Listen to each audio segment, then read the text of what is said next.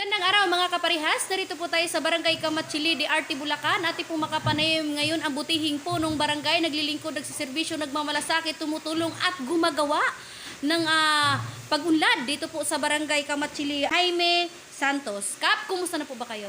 Okay naman po at binibigyan palinigad ng healthy at ito po yung kauna-unahan natin dapat na ipagpasalamat sa God. Okay po, siyempre ang ating mga kabarangay sa kasamahan namin na nanunutulong sa barangay ay buong puso kami bumabati sapagkat ito ay napakahalaga sa ating mga kabarangay na kung paano tayo nagiging friendship sa kanila, na kung paano natin, ang una natin higit na binibigyan ng pansin dito ay yung development, peace and order ng ating barangay. Okay. Pero may tanong ko lang, Kap, ano na po ba yung ating mga naisagawa na po dito sa ating Barangay Kamatsili sa ngayon, sa ilang buwan nating pagsiservisyo?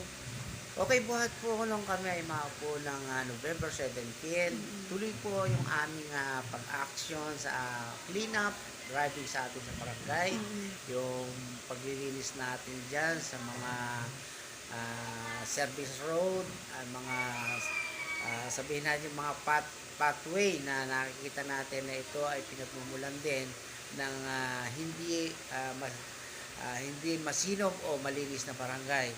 At sa ganun din po ay kami ay patuloy din na yung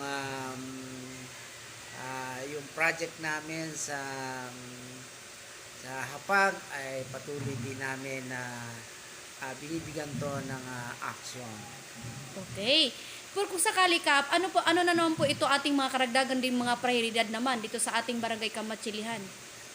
So ito po yung mga priority rin natin sa barangay. Unang-una nga kami ay nandito nakaabang sa barangay, nag-aantay ng ating mga consequence na kung saan yung mga may sakit, yung mga humihingi ng tulong na kailangan talaga nila, yung ating mga kabarangay na nagpapatala na gusto nilang magkaroon sila ng sponsor para sa barangay na sila ay patuloy na makapag-aral. Okay. So mensahe na lang, Kap, o panawagan po sa ating mga kabarangay at lalo na po sa ating mga kapwang nagsiservisyo dito po sa ating Barangay Kamatsili. Okay, sa ating pong mga kabarangay na kasama pong naglilingkod ay amin pong nais na kayo ay laging makasama sa ating mga pangarap sa barangay, na kung paano natin ito mabibigyan ng buong suporta para sa unlad ng ating barangay.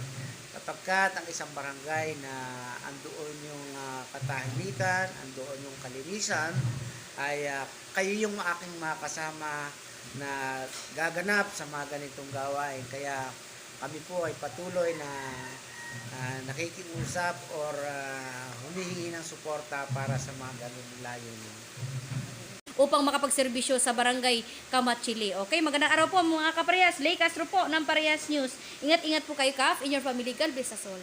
Okay, salamat po.